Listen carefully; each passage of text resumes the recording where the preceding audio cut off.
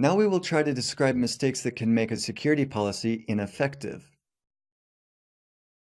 A general rule is that a security policy should define both allowed and forbidden use of the system. Let's try to visualize an effective security policy. The barrier you can see in the picture is a good metaphor for such a policy. It was probably placed there to slow down cars driving on a small street. However, as you can see, it's easier for the drivers to drive around the barrier than to wait for it to go up. That doesn't really make children playing on the grass nearby safer.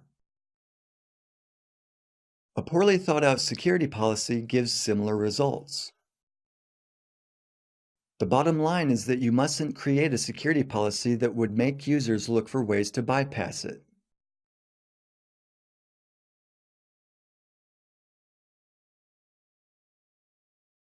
Now a few words on privacy policy in general. If your firm doesn't have a privacy policy, how should you go about creating one? First, you have to describe the threat.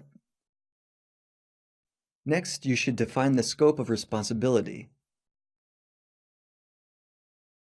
Then you ought to determine who and under what conditions would gain access to the system. It means you should also specify how to apply for an account or a login. A real-life experience.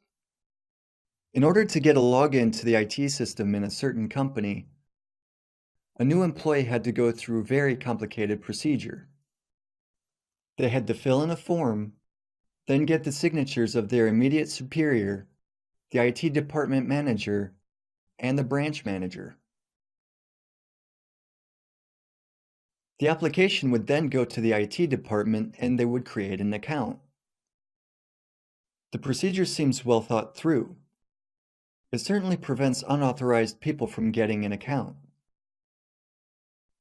However, in a large corporation, one day may not be enough to find both your immediate superior and the IT department manager to get them to sign your application. And obviously, if you don't get the signatures, you can't hand in the application and you won't get the account. If you don't get an account, you can't work.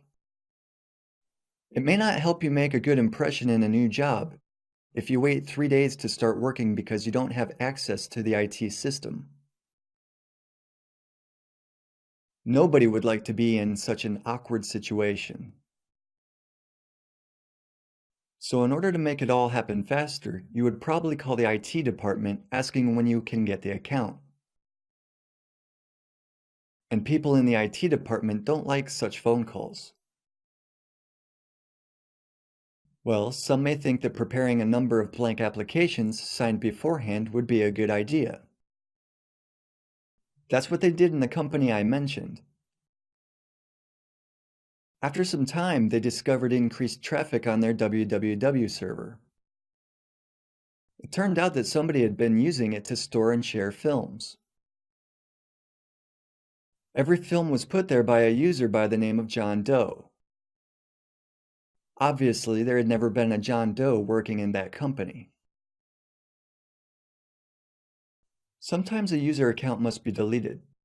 Therefore, a security policy should also state who, when, and how an account would be deleted. In one of the next modules, we will discuss the issue of password security, which is also a part of security policy.